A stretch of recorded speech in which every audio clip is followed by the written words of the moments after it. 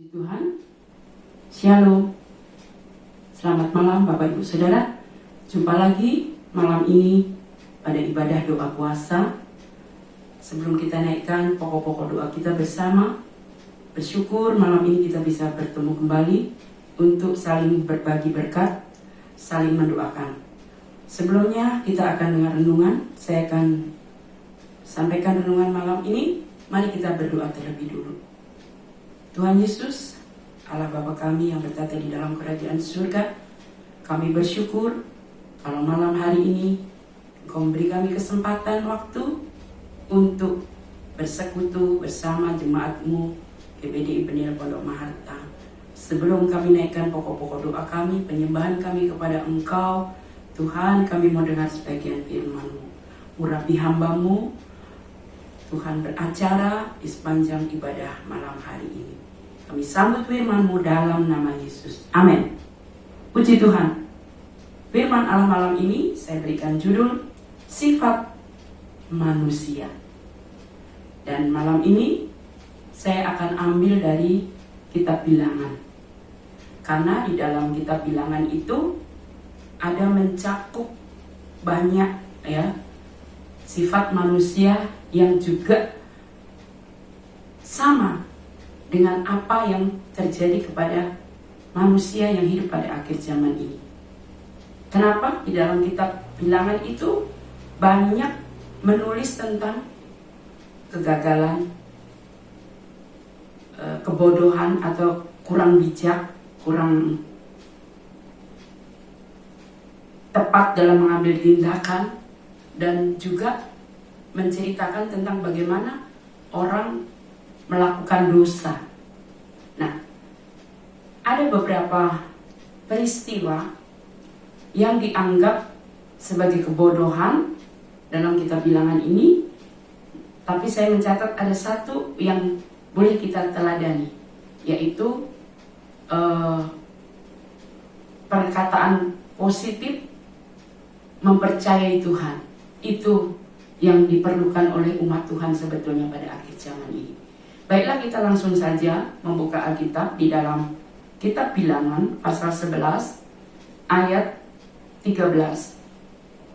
Demikian firman Tuhan. Saudara buka Alkitab saudara di dalam Bilangan 11 ayat 13. Dari manakah aku mengambil daging untuk diberikan kepada seluruh bangsa ini? Sebab mereka menangis kepadaku dengan berkata, berilah kami daging untuk dimakan.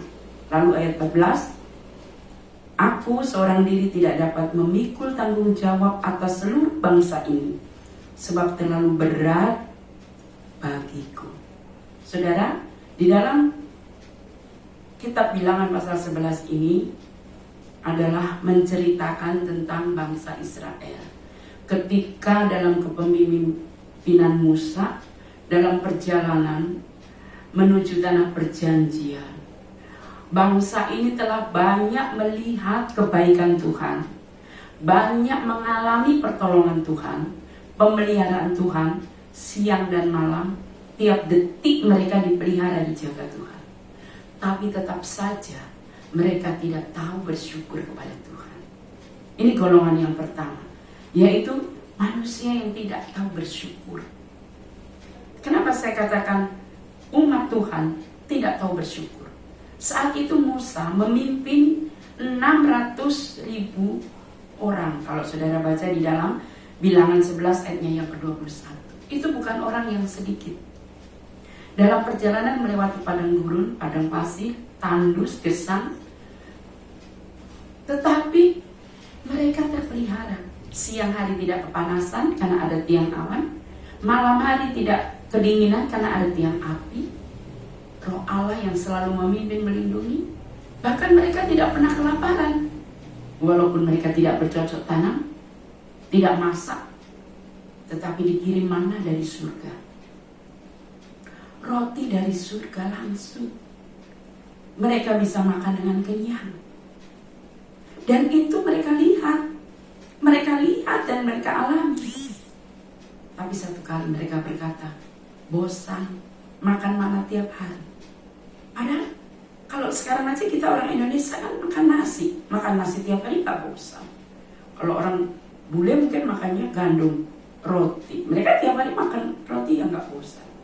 Tetapi umat Tuhan ini yang sudah dipelihara Tuhan luar biasa merasa bosan. Lalu satu kali mereka menuntut kepada Musa, kami mau makan daging. Nah, di dalam ayat yang ke-13 tadi, Musa menyampaikan keluh kesah bangsa ini kepada Tuhan. Musa seorang diri harus mendengar keluh kesah 600.000 masyarakat yang dipimpinnya, bangsa Israel. Lalu Tuhan bilang kepada Musa, baik, aku akan kasih mereka makan daging. Dan benar kalau saudara baca di dalam ayat yang ke-31, singkatnya ya, saya baca ayat 31. Angin membawa burung puyuh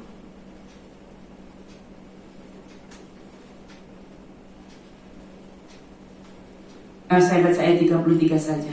Di dalam ayat 31 itu diceritakan angin membawa burung puyuh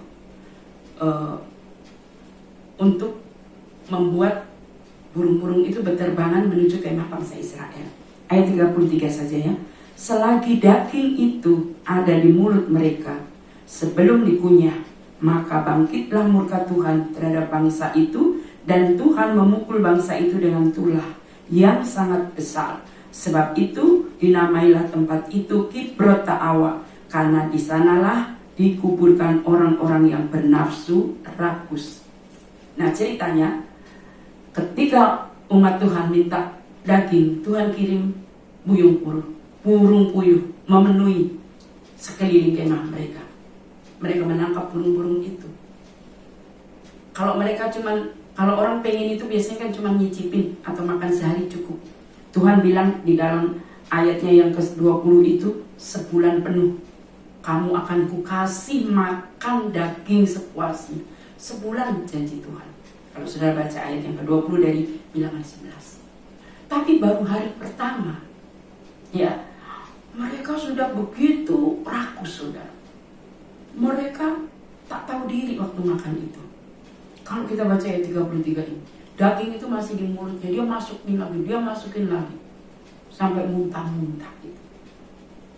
Mereka tidak bisa menahan nafsu makannya. Rakus. Ternyata saudara, rakus itu tidak menyenangkan hati Tuhan. Tuhan sampai menjuluki mereka apa? Kibrot Ta'awa. Jadi kalau ada orang yang makan rakus ya, itu namanya Kibrot Ta'awa. Tidak tahu bersyukur. Tuhan bilang sebulan kamu boleh makan sepuasnya. Tapi ini mereka sepertinya sudah, kita bisa bayangkan yang bagaimana mereka tidak tahu bersyukur kepada Tuhan. Seolah-olah besok itu Tuhan tidak akan berkemuran lagi. Mereka tidak mempercayai Tuhan. Sehingga Tuhan marah. Dan di tempat itulah mereka dikuburkan. Berarti orang-orang yang bernafsu rakus itu mati di tempat itu, saudara. Jadi, biarlah sebagai umat Tuhan, kita mau belajar untuk tahu bersyukur. Hari ini saja, berapa kebaikan Tuhan yang sudah kita terima. Mari kita mau selalu mengucap syukur. Apapun yang kita hadapi, kita alami.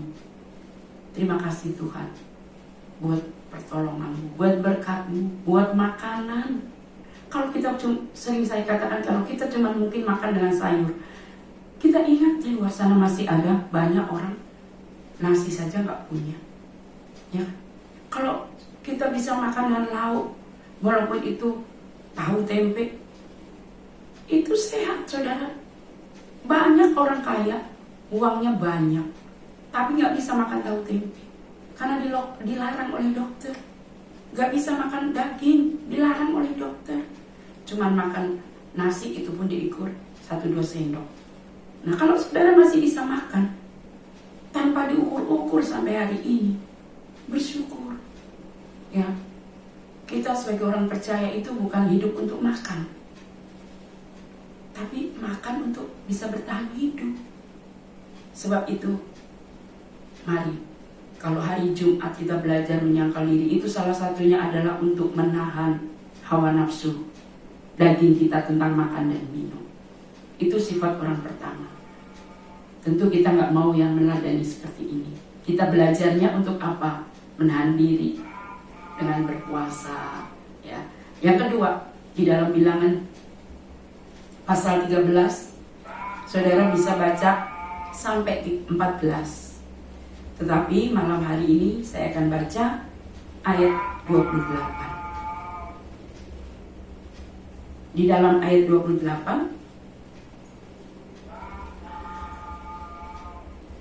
bagian akhir ya, negeri itu subur dan makmur, tapi didiami oleh suku Enak. Saudara, setelah bangsa Israel mau masuk ke tanah Kanaan, tanah perjanjian, Musa mengutus 12 orang untuk mengintai seperti apa negeri itu. Kan kedua-belas pengintai ini menyaksikan, wow, luar biasa, memang Gemarma Lojinawi subur, buahnya manis-manis, besar-besar, limpah dengan susu dan madu, hijau royo-royo ya.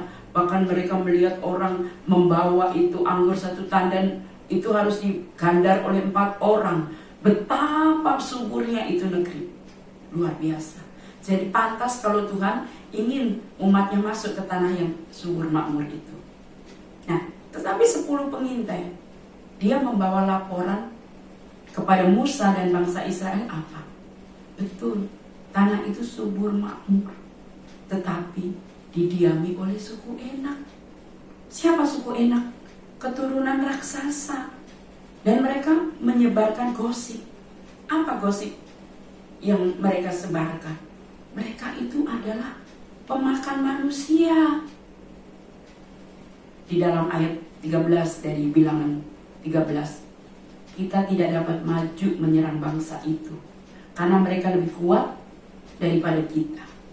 Juga mereka membawa kabar busuk. Apa kabar busuknya? Ayat 14.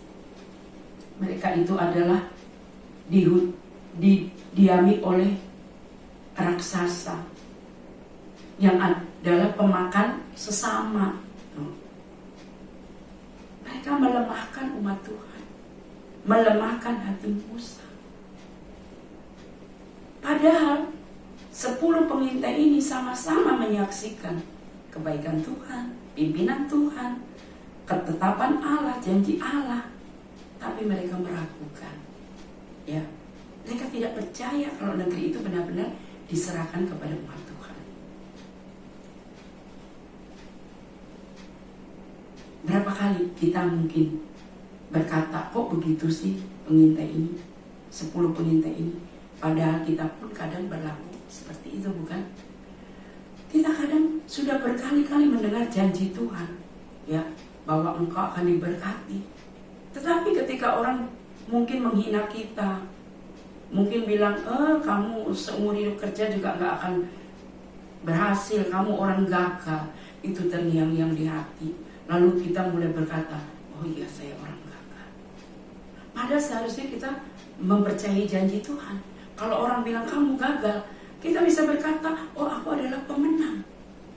Kita bicara dalam hati kita, kita patahkan sehingga kita fokus sama Tuhan yang besar, bukan fokus pada omongan orang.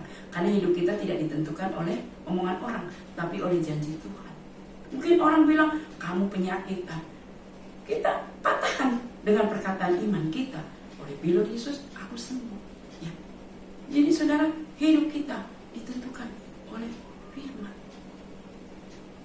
Jadi kita mau belajar kepada orang yang ketiga ya. Contoh yang ketiga, sifat 2 pengintai. 2 pengintai ini beda. Sama-sama dia melihat negeri subur, tapi ada suku Enak, keturunan raksasa, tapi dia tidak bilang kita pasti kalah, kita pasti dimakan oleh suku Enak. Tidak. Di dalam Bilangan 13 ayat 30, Kaleb mencoba menenteramkan bangsa itu di hadapan Musa. Tidak, kita akan maju dan menduduki negeri ini, sebab kita pasti mengalahkannya. Jadi saudara, biarlah kita memiliki iman yang seperti itu. Di tangan Tuhan, apa yang gak bisa Tuhan buat? 5 roti 2 ikan. murid-murid bilang, roti segitu mana mungkin bisa kasih makan 5.000 orang. Tapi di tangan Tuhan bisa buat kasih makan 5.000 orang.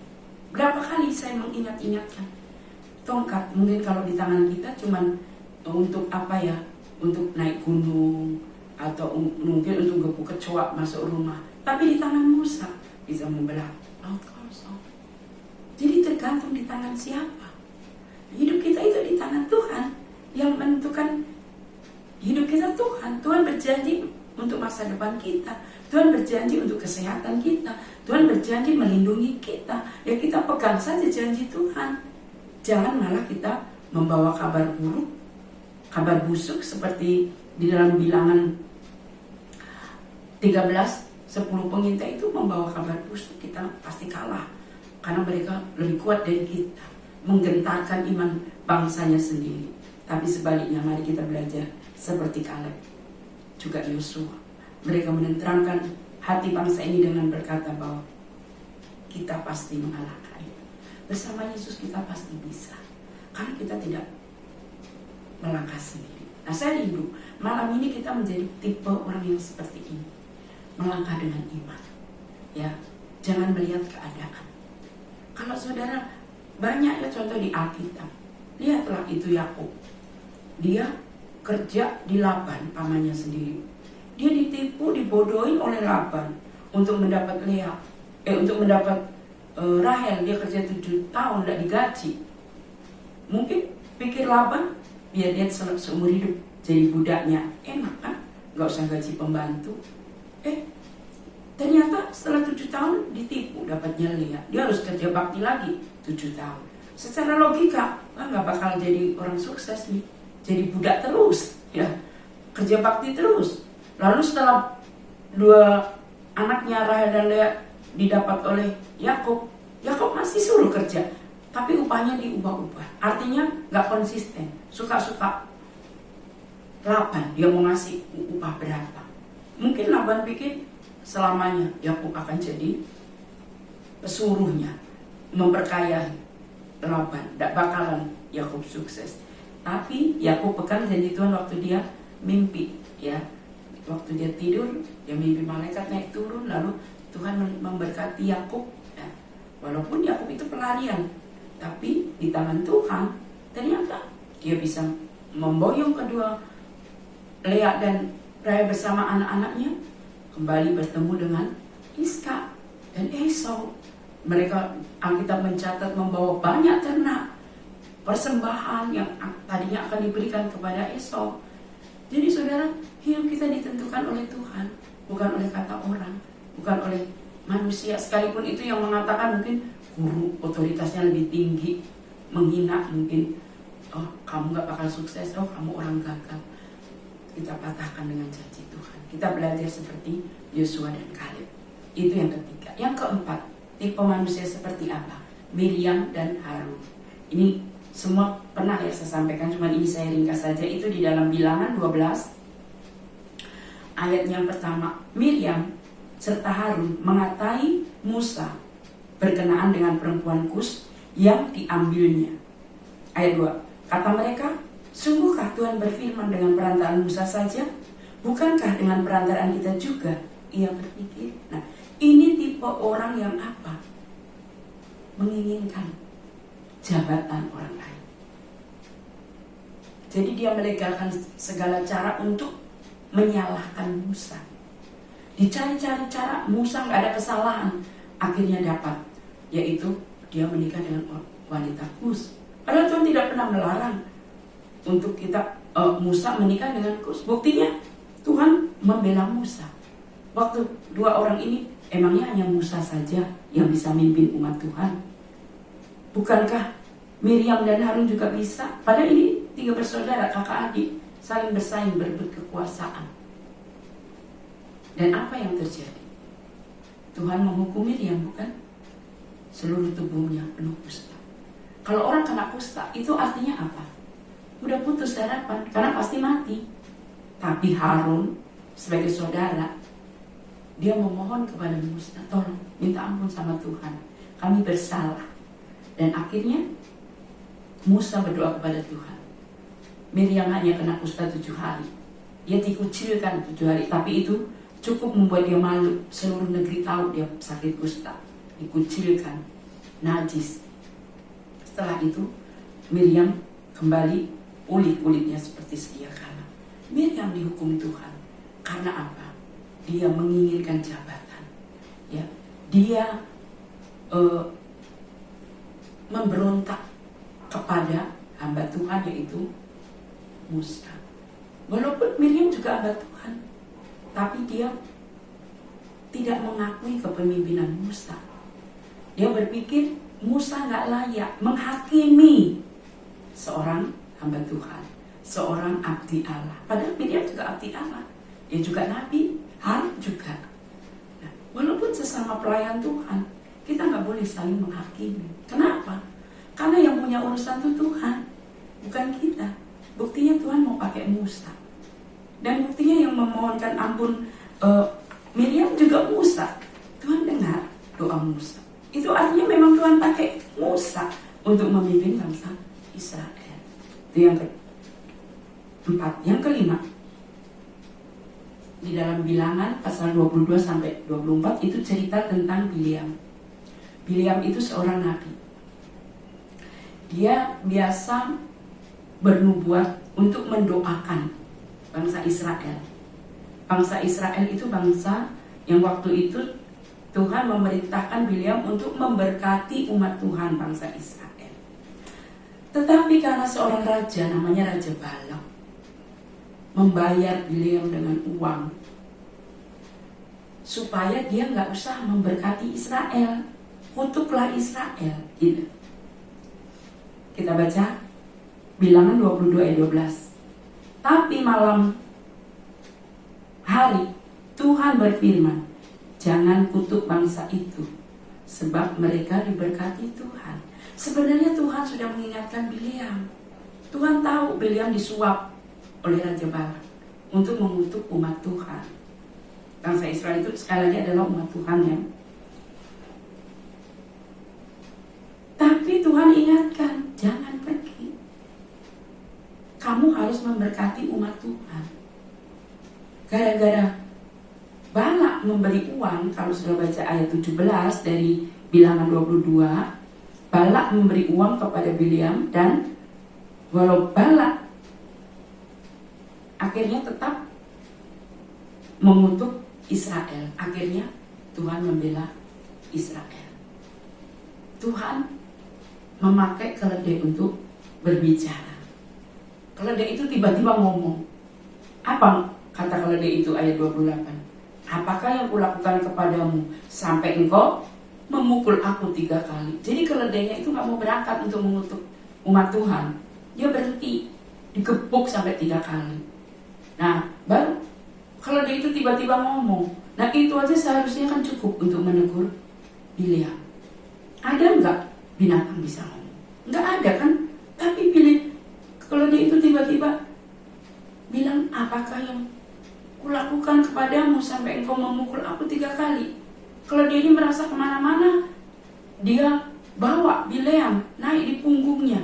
Ini dia berhenti. Rupanya setelah itu Bileam melihat di depan ada malaikat yang menghadang, sehingga supaya Bileam tidak jadi mengutuk umat Tuhan. Jadi saudara yang saya kasih dalam Tuhan, ada banyak juga umat Tuhan, hamba Tuhan yang demi uang ya tidak mentaati firman Tuhan, demi uang meremehkan janji Tuhan, demi uang meragukan Tuhan, lebih percaya kepada mengandalkan dunia ini dibandingkan mengandalkan Tuhan. Jangan sampai di masa sulit sekalipun, biarlah kita tetap pegang firman Tuhan. Kita tetap lebih mempercayai Tuhan daripada mempercayai dunia ini. Yang terakhir, sifat manusia seperti apa? Di dalam Bilangan 16 ayat 1. Korah bin Yishar bin Kehat bin Lewi beserta Datan bin Abiram,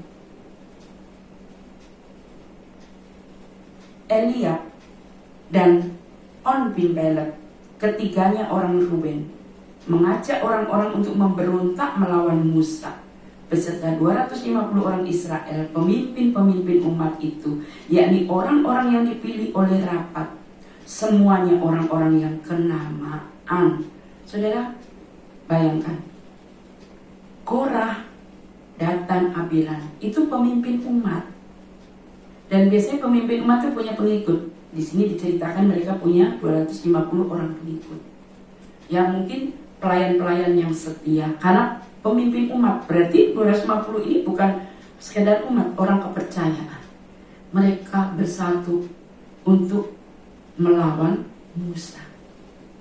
Tidak mempercayai kepemimpinan Musa. Bilangan 16 ayat 32, apa yang terjadi?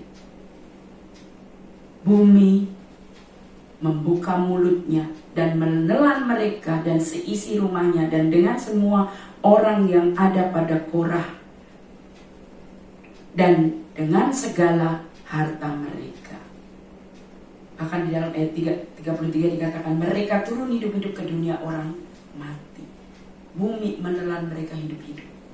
Jadi saudara, hari-hari ini pun kalau kita lihat sosmednya, banyak orang saling mencaci, saling mencela sesama orang percaya.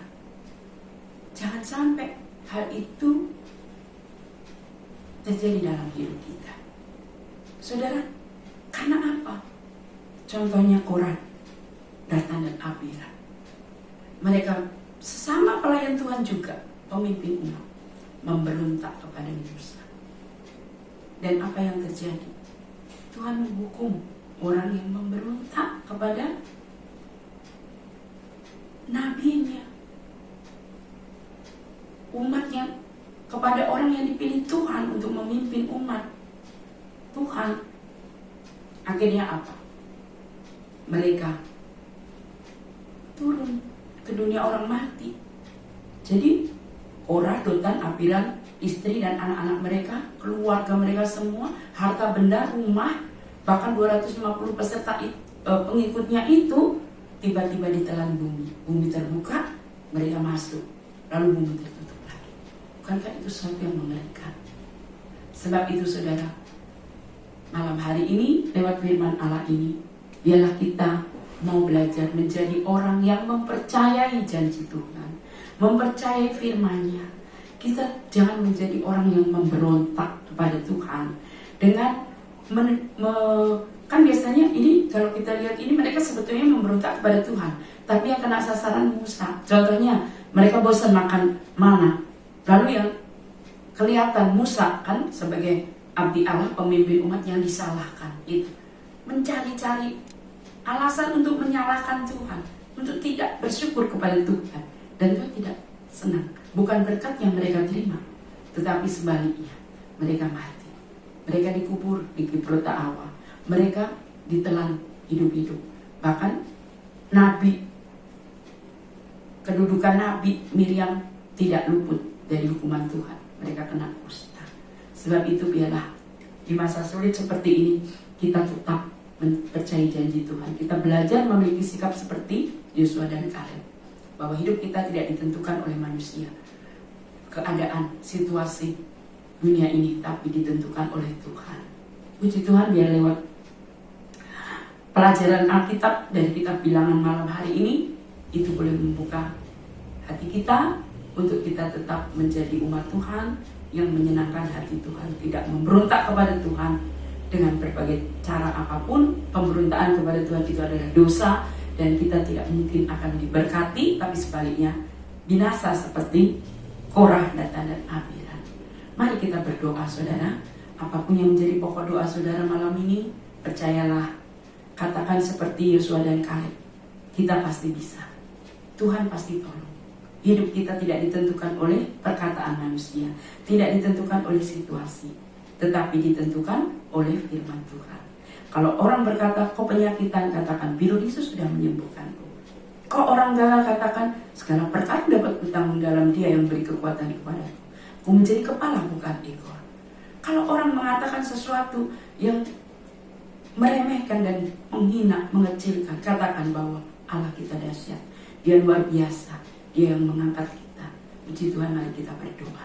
Terima kasih Tuhan buat firman-Mu yang Kau sudah beritakan malam ini, cerminan manusia pada akhir zaman yang terdapat di dalam kitab Bilangan. Ajar kami untuk menjadi orang yang tahu bersyukur.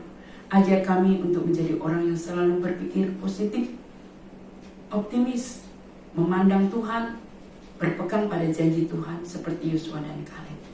Sehingga hidup kami boleh diberkati oleh Tuhan. Kemenangan demi kemenangan, pertolongan demi pertolongan, kami rasakan dan kami menikmati. Berkati seluruh umat-Mu yang sudah berdoa malam ini, besar, kecil, tua, muda, pria, wanita, siapapun mereka Tuhan, mari Engkau mau berkati dalam usaha mata pencarian, dalam kesehatan, dalam rumah tangga, dalam pekerjaan, dalam pendidikan, semuanya Tuhan memberkati. Sekarang saudara yang dikasihi Tuhan, biarlah berkat yang dari Tuhan senantiasa menyertai kita di dalam persekutuan doa malam hari ini, sehingga tidak seorang pun yang tidak diberkati Tuhan, tapi semua dijamah, yang sakit disembuhkan, yang susah dihiburkan, yang ada di jalan buntu Tuhan beri jalan keluar. Dalam nama Yesus kami berdoa. Amin.